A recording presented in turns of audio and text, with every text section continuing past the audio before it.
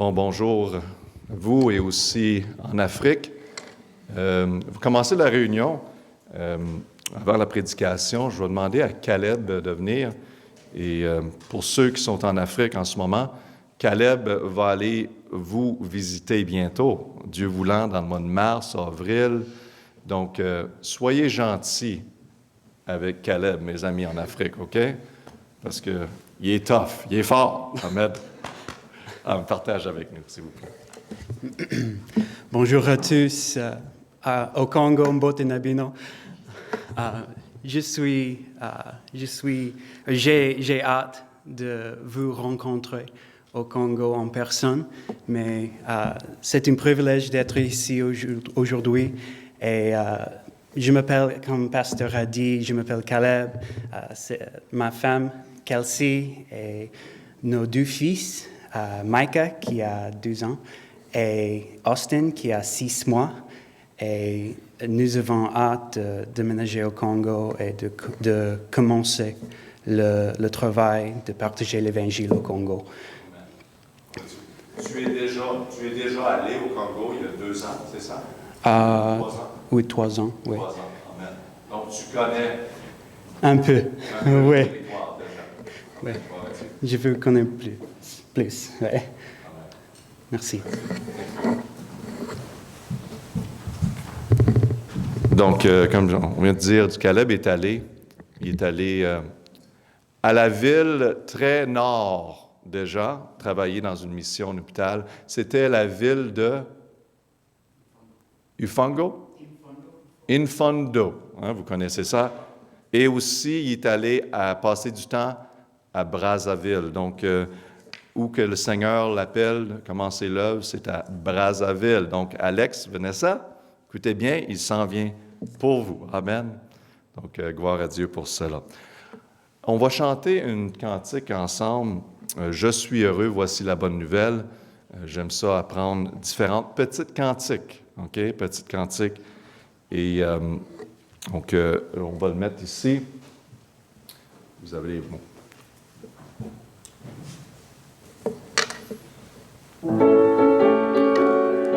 Amen.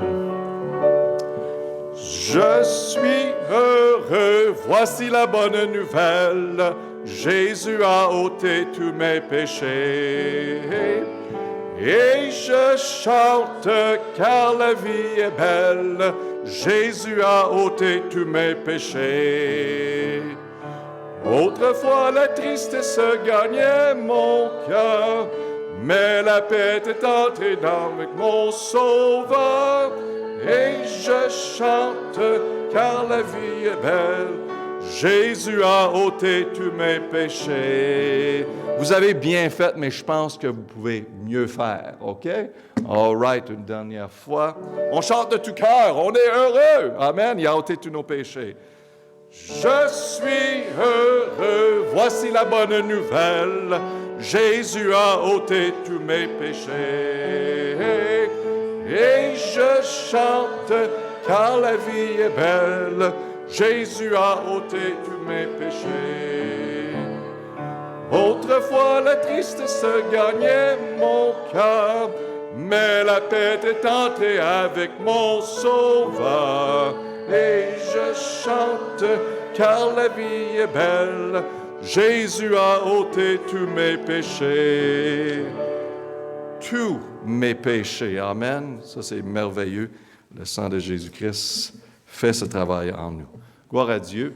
Donc, on va regarder ensemble dans Hébreux. Et la classe pour les enfants, vous pouvez aller au sol maintenant. Dans Hébreux, chapitre 11 et verset 13.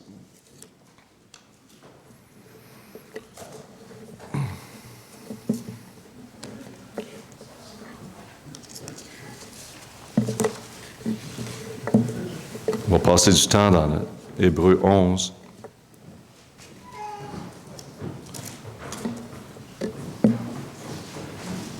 Dans Hébreux 11, chapitre 13, la Bible nous dit « Tous ceux-là sont morts dans la foi, sans avoir reçu les choses promises, mais les ayant vues de loin, cru et embrassés, et en fait profession d'être étrangers et voyageurs sur la terre.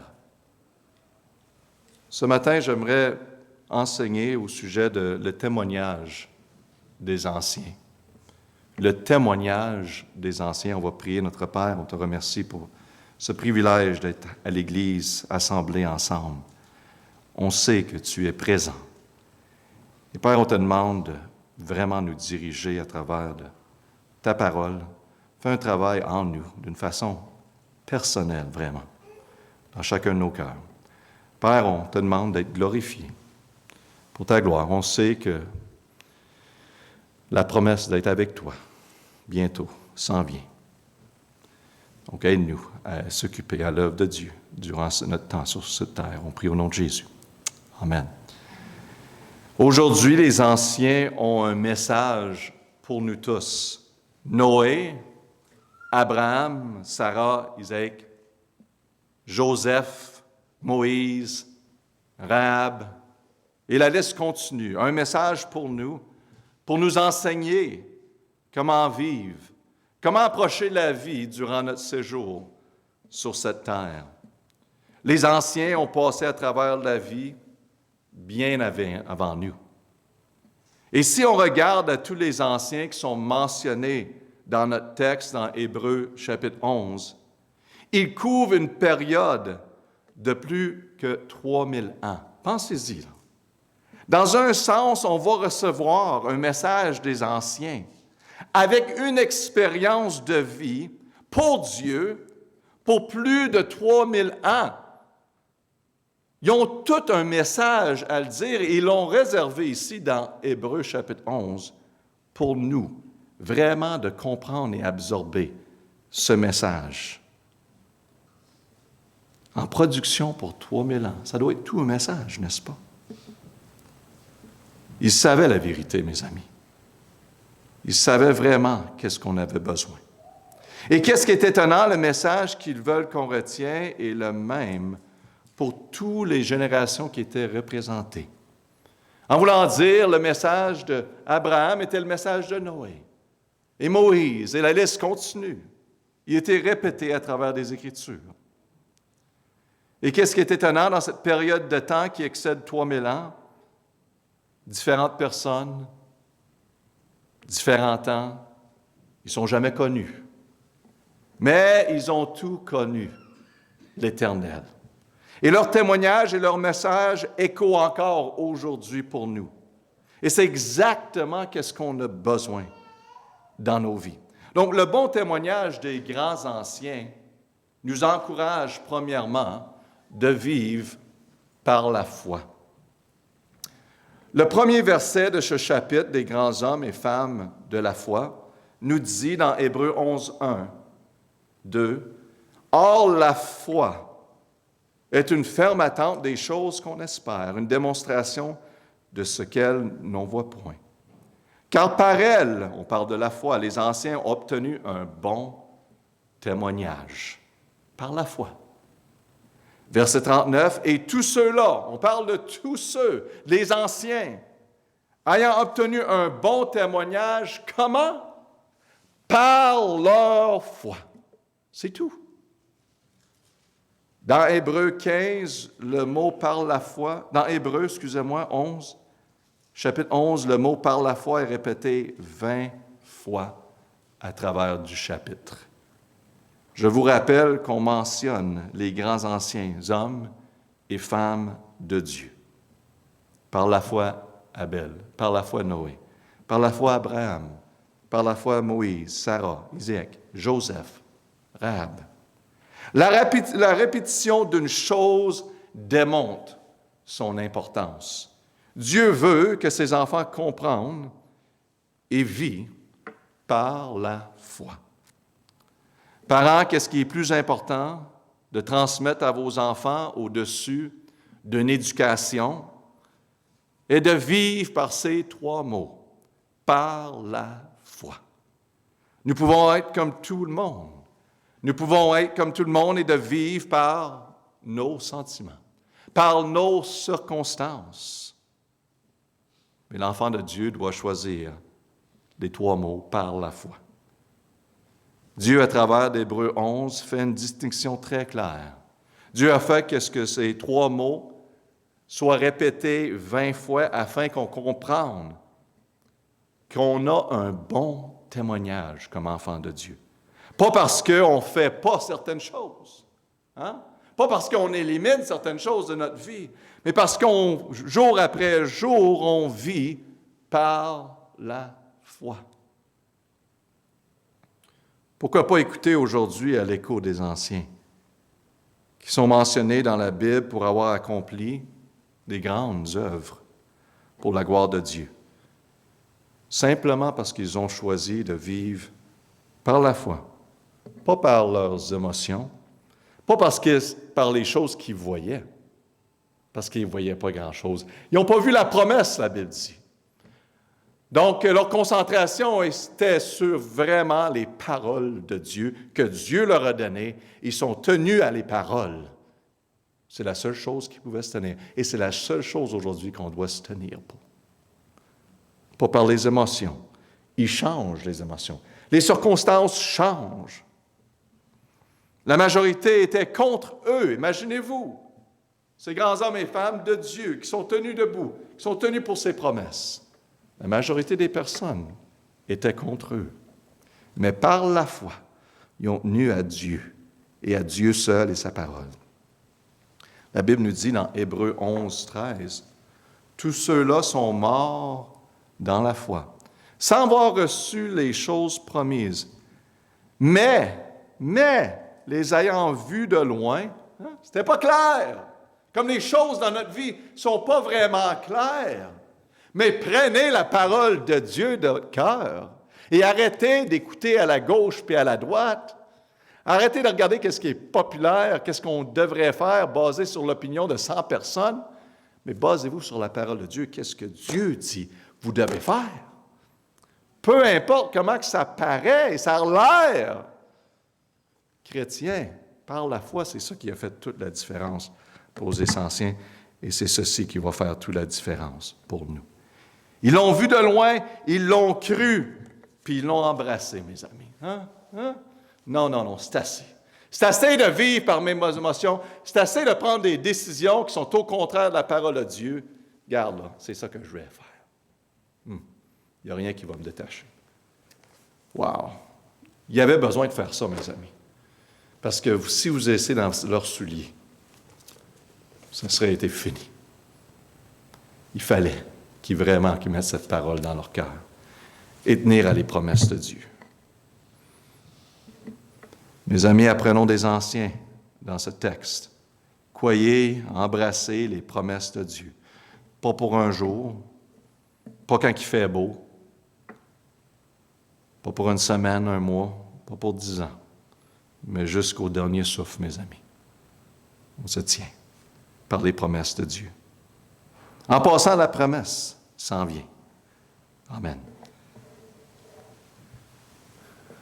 Ils ont vécu par la foi. En passant, ils n'ont pas vécu pour les bénéfices qu'ils allaient avoir. Mais ils ont vécu pour plaire à Dieu. Les églises aujourd'hui ont dilué la parole de Dieu en disant de vivre par la foi va te donner des bénéfices pour te plaire à toi-même. Où qu'on trouve ça dans la parole de Dieu? Imaginez-vous, on a créé notre propre parole. Et dans notre tête, on pense que Dieu nous doit une certaine façon de vie. Si on se donne à lui et si on vit par la foi, tout va être merveilleux. Dans quelle Bible que vous avez vu ces instructions? Qu'est-ce que les grands anciens disent à travers la parole? Écoutez bien, je vais lire quelques versets maintenant, parce qu'on veut voir vraiment la vérité. Hébreux 11, 29, ça commence très bien. Par la foi, ils passèrent par la mer Rouge comme par un lieu sec. Les Égyptiens, ayant tenté le passage, furent submergés. Amen. Tout un spectacle, tout un miracle. Verset 30, ça continue. Par la foi, les murailles de Jéricho tombèrent après qu'on a eu fait le tour pendant 7 jours. tout un merveilleux miracle. Verset 31, « Par la foi, Rahab, la courtisane, ne périt point avec les rebelles, parce qu'elle avait reçu les espions en paix. » Et verset 32, « Et que dirais-je encore? Car le temps ne manquerait pour parler de Gédéon, de Barak, de Samson, de Jephthé, de David, de Samuel et des prophètes. Ah, oui, par la foi, vainqueur des royaumes, exercer la justice, obtient les biens promis, fermer la gueule des lions. Amen et amen, ça va bien. Hein, les miracles. Puis on a un Dieu des miracles. Et Dieu fait cela. Amen. Verset 34. Éteignirent la force du feu, échappèrent au tranchant des épées, guérirent de leurs maladies, furent vaillants à la guerre, mirent en fuite des armées étrangères. Gloire à Dieu pour cela. Verset 35. Des femmes recouvrirent les morts par la résurrection. Wow! Tous des miracles. Là, on va continuer. Mais n'oubliez pas qu'on va parler encore de ceux qui vivent par la foi. OK? Écoutez. D'autres furent torturés, n'ayant point accepté de délivrance pour obtenir une meilleure résurrection. OK, on va continuer. D'autres passèrent par l'épreuve des moqueries et des verges et même des liens et de la prison. Oui, ça on parle de ceux qui vivent par la foi. On continue. Ils furent lapidés, ils furent sciés, on les a coupés. Ils furent tentés, ils meurent par le tranchant de l'épée. Ils errent ça et là, vêtus de peau des brebis et peau de chèvre. Dénués de tout, persécutés, maltraités. Verset 38. Eux dont le monde n'était pas digne, errant dans le désert et sous les montagnes, dans les cavernes et dans les antres de la terre. Et tous ceux-là, oui, tous ceux-là qui ont vécu par la foi, ceux qui ont vu les miracles, puis ceux qui ont été tués pour leur foi. Ayant obtenu quoi? Un bon témoignage. N'ont point rapporté les biens promis. Mais non. Les églises sophistiquées d'aujourd'hui auraient dit non, non, non.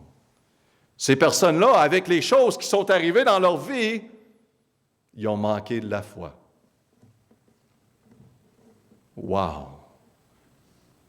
C'est non biblique, c'est diabolique.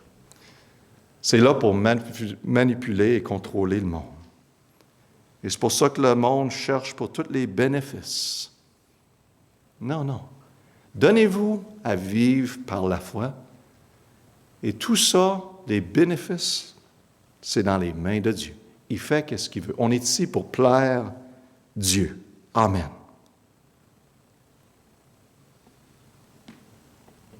Voulez-vous vraiment vivre par la foi? Voilà la vraie histoire de vivre par la foi.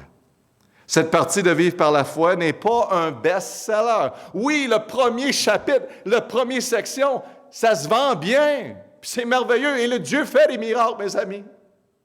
Mais il faut dire la vérité. Et la deuxième partie, ce n'est pas un bon seller. Ça ne vend pas très bien. Ça, c'est basé sur plusieurs chrétiens en passant. Romains 1, 17, la Bible nous dit bien, « Car en lui la justice de Dieu est révélée de foi en foi, selon qu'il est écrit, « Le juste vivra par la foi. » Il n'y a pas une option qui nous est présentée ici, dans ce verset. Ça dit le juste, le justifié, le sauvé. L'enfant de Dieu vivra d'une seule façon, et cette façon, c'est par la foi. Je vais vous dire que c'est merveilleux de vivre par la foi où rien est visible et tout, en même temps, semble impossible. Mais Dieu nous dirige à faire une œuvre par sa grâce. Et il accomplit son œuvre à travers de notre vie pour sa gloire. Et probablement que vous avez témoigné dans vos propres vies de vivre par la foi. Ou que l'œuvre de Dieu a été accompli dans votre propre foyer, votre propre famille, dans votre propre Église, dans votre propre vie. Vous avez vu l'œuvre de Dieu. L'invisible est devenu visible pour vous.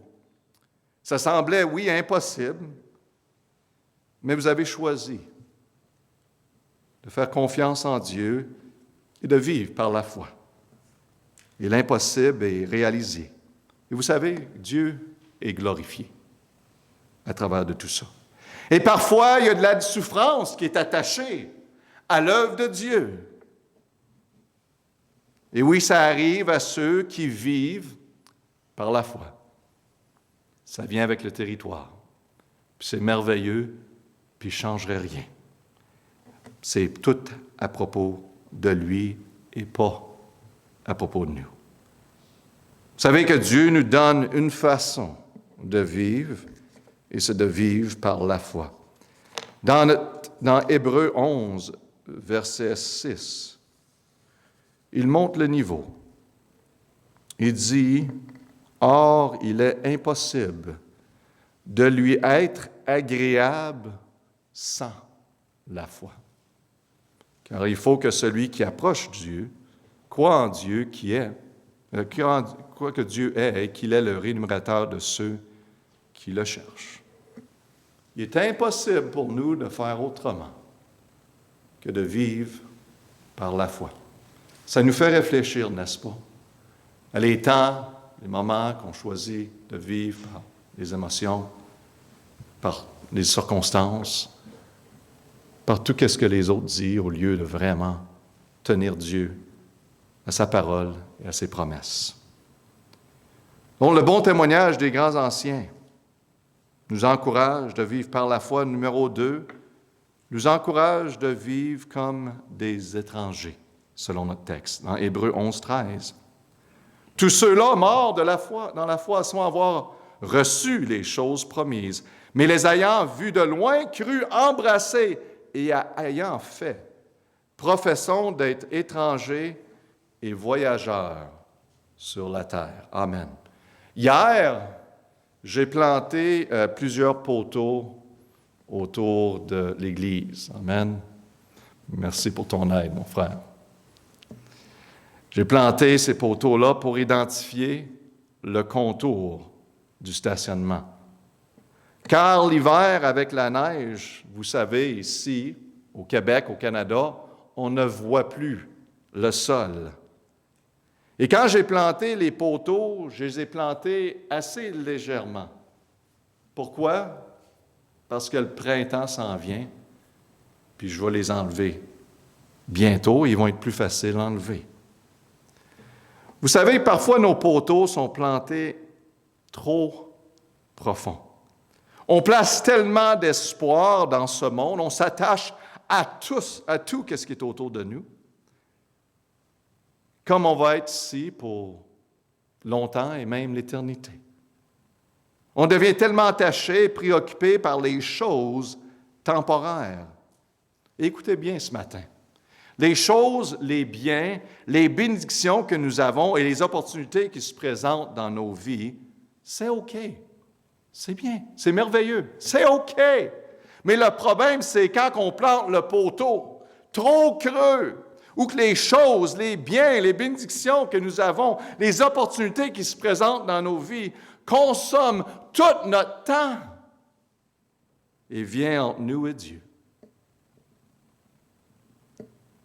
Isaïe 59, 2 nous dit bien, « Mais ce sont vos iniquités qui ont fait la séparation entre vous et votre Dieu. » Donc, chrétiens, soyez sages, soyez fermes, car pas tout qui est attaché avec des promesses, pas tout qui est attaché avec des promesses et des signes de dollars et de la prospérité vient de Dieu. La majorité, c'est le contraire. Soyez sages, soyez fermes. Et les grands anciens ont un message que nous devons nous-mêmes faire confession ici sur cette terre, que nous sommes seulement des étrangers et des voyageurs sur cette terre. C'est tout. Si quelqu'un vous appelle au téléphone et vous dit, « Monsieur Doyon, vous avez gagné un grand prix. » Hein? Il y en a qui aiment ça dire. « Vous allez recevoir ceci. » Une bonne réponse, « Non, merci. Je suis seulement un étranger et un voyageur sur cette terre. Je ne pourrai pas apporter ce prix avec moi à ma destination qui s'en vient bientôt. Et en passant, ma destination est incroyable. Est-ce que tu voudrais savoir où que je vais aller? » C'est la vérité, les amis. Il y a une cantique qui dit, « Ce monde n'est pas ma résidence. Je suis juste un voyageur. » Voici la pensée et la perspective de les grands anciens. 3000 ans d'expérience, mes amis. On a la vérité ce matin de vivre par la foi et de vraiment garder la bonne perspective de la vie. On est seulement des étrangers. On ne plante pas trop cru. Est-ce que notre vie écho le fait qu'on n'est que des étrangers voyageurs ou notre vie écho une vie où notre espérance se trouve dans les choses de cette terre? Dans 1 Corinthiens 15, 19, ça nous dit, « Si nous n'avons d'espérance en Christ pour cette vie seulement, nous sommes tous les hommes le plus misérables. » Et c'est temps qu'on pense à qu'est-ce qui s'en vient, mes amis. Parce que si notre concentration est ici, là, c'est pour ça que le monde sont misérables. Puis même, je vais dire, les chrétiens, peut-être votre destination est sécure, mais je vais vous dire quelque chose, vous êtes misérables parce que vous avez toute votre concentration sur qu'est-ce qui se passe. Et vous êtes étonnés par tout ce qui se passe ici sur cette terre. Concentrez-vous sur qu'est-ce qui s'en vient. Pas seulement le bon témoignage des anciens nous enseigne de vivre par la foi et de vivre comme des étrangers voyageurs, mais en finissant, le témoignage des grands anciens nous enseigne de vivre anticipant la cité céleste. Hébreux 11, 10 nous dit, « Car il attendait, les grands, attendait la cité qui a des fondements. Donc Dieu est l'architecte et le fondateur. » Imaginez-vous cette cité céleste-là. Dieu est l'architecte. Et ça fait longtemps qu'il prépare une place. Dieu pourrait faire, mais ça fait longtemps. Imaginez-vous qu'est-ce que Dieu a fait avec cette terre comme ça en 10 ans. Vous ne pouvez pas imaginer le ciel. Jamais. On essaye, on n'est pas capable. Ça va être incroyable. Mais maintenant, verset 16 et 11, il désire une meilleure, c'est-à-dire une céleste. C'est pourquoi Dieu ne dédaigne pas de les appeler leur Dieu, car il leur a préparé une cité. Wow! Plusieurs années, mes amis. Pas tout était, il n'y avait pas toute la parole de Dieu, mais il y avait la promesse de Dieu qu'elle allait avoir une cité céleste qui allait venir. Il ne savait pas trop qu'est-ce que c'était, honnêtement. Il se basait sur qu'est-ce qu'il voyait, mais regardez bien, il faisait confiance complètement en Dieu. Dieu l'a dit, cela suffit. Et Dieu n'avait pas besoin d'y dire 50 fois en passant. Hein? Nous autres, on dirait qu'il faut l'entendre 60 fois, 75 fois pour le croire. On l'entend, on n'est pas capable de simplement prendre Dieu à sa parole.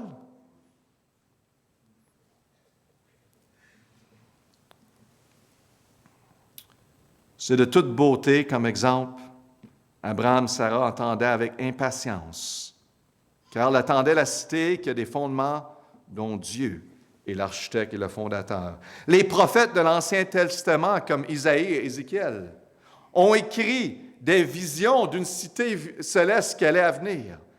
Le livre d'Apocalypse également mentionne la ville de la Nouvelle Jérusalem. En particulier, ses fondations étonnantes dans l'Apocalypse. C'est étonnant parce que vous savez, c'est qui l'architecte et le fondateur. Et cela est le vrai but, de vivre par la foi, de tenir à les promesses de Dieu, qui ne sont pas nécessairement liées à les bénéfices physiques et terrestres, mais un plan céleste et éternel fait pour nous, fait par, et pour Dieu. Dans Isaïe 64, 4, ils l'ont bien dit. Car on n'a jamais entendu, jamais oreille n'a perçu, jamais œil n'a vu qu'un autre Dieu, que toi fit de telles choses pour celui qui s'attend à lui. Et c'est répété encore dans 1 Corinthiens 2, 9. Mais comme il est écrit, ce sont des choses que l'œil n'a point vues, que l'oreille n'avait point entendues, et qui n'étaient point montées au cœur de l'homme que Dieu avait préparé pour ceux qui l'aiment. Wow! On devrait concentrer sur ce qui s'en vient. Amen. Oui, on vit dans le présent, mais gardez devant nous. Qu'est-ce qui s'en vient? On ne peut imaginer.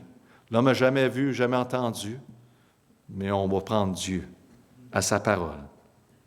Verset 39 du chapitre 11. « Et tous ceux-là, ayant obtenu un bon témoignage par la foi, n'ont point remporté les biens promis. » Et verset 40, « Dieu, ayant pourvu à quelque chose de meilleur pour nous. » Wow! Vous avez un bon Dieu, on a tous un bon Dieu, qui fait au-dessus et au-delà qu'on puisse imaginer.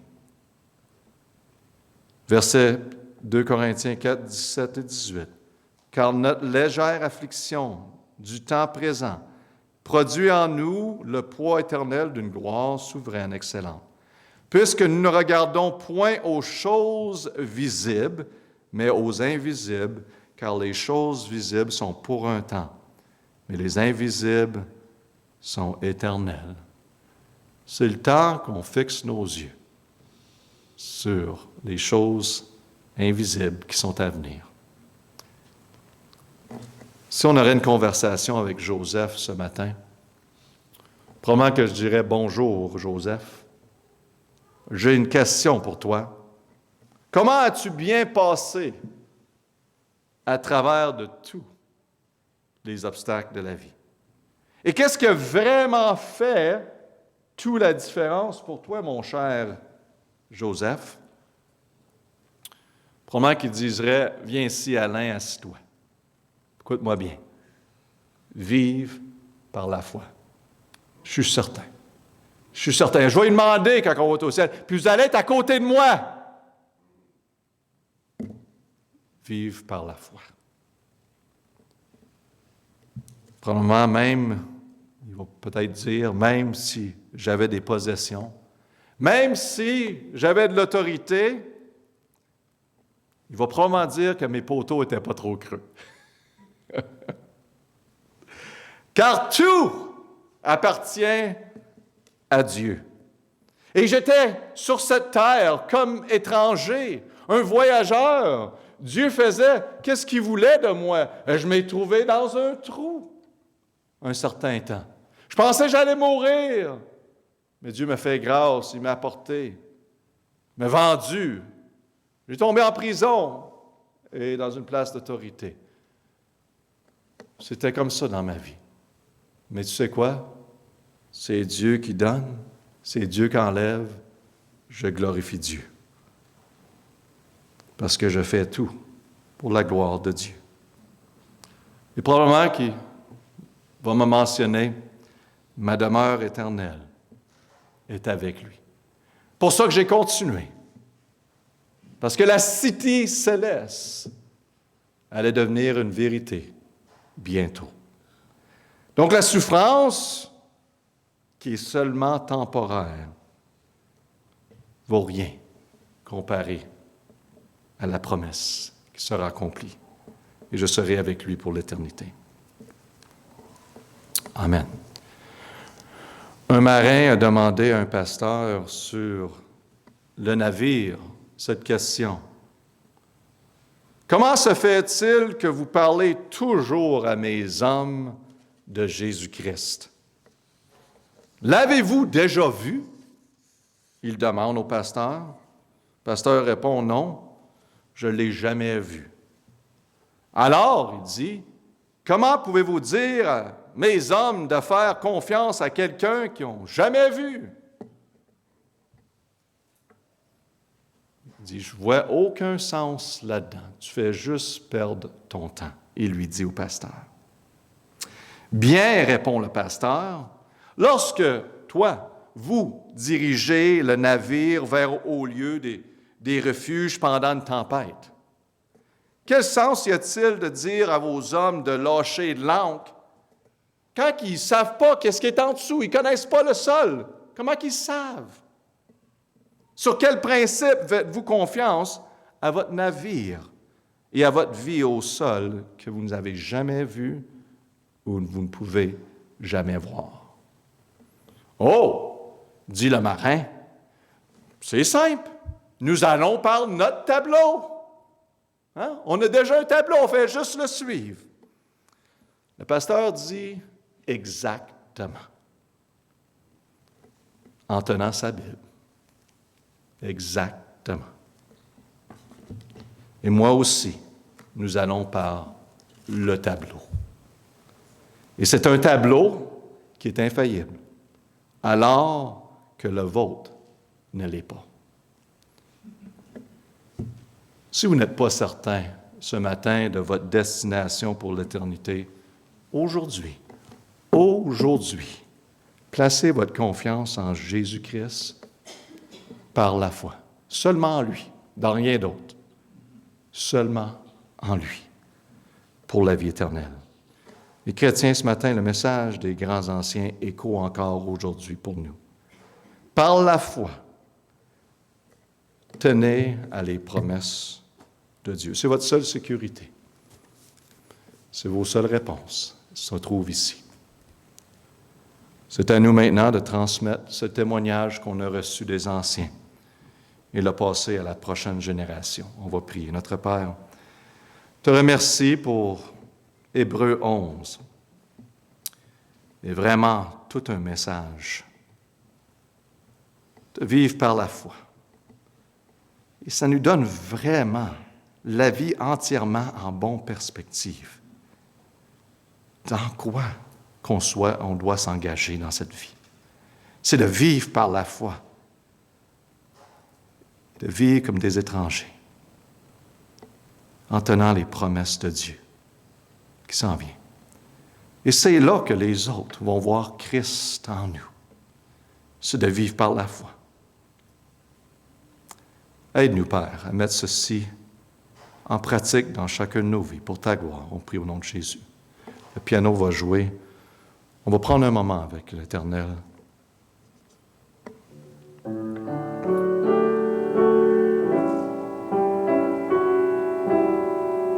Si vous savez que Christ doit devenir votre sauveur, vous devez recevoir Jésus-Christ comme sauveur. C'est votre désir. Je vous encourage de venir m'en parler. Ou si vous êtes à l'écoute par l'Internet, de nous écrire un message, qu'on puisse prendre communication avec vous.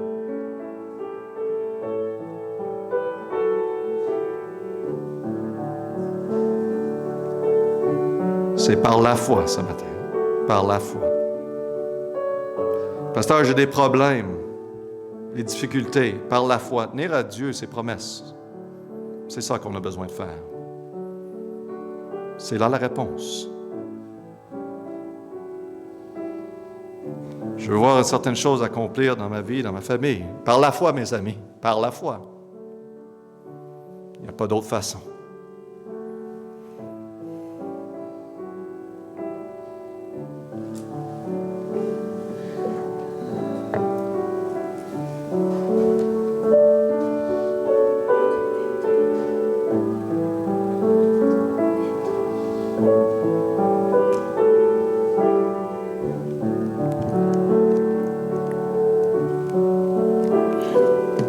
finissant, on va chanter 250.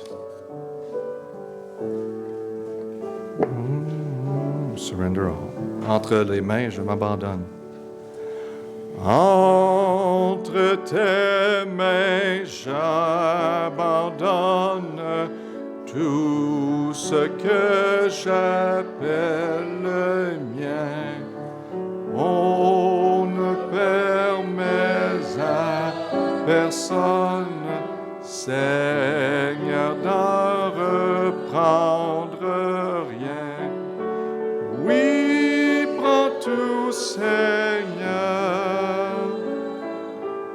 Oui, prends tout, j'aime bien.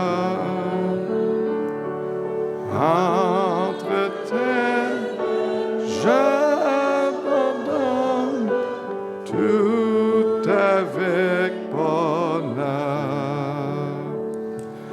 Prends mon cœur et prends mon âme, que tout à moi soit à toi, que par ta divine flamme, tout mal détruise en moi.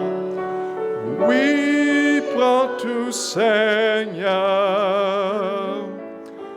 Oui, prends tout, Seigneur.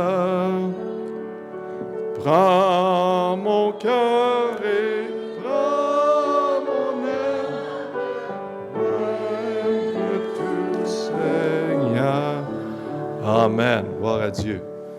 Donc, plaisir de vous voir. Prenez le temps.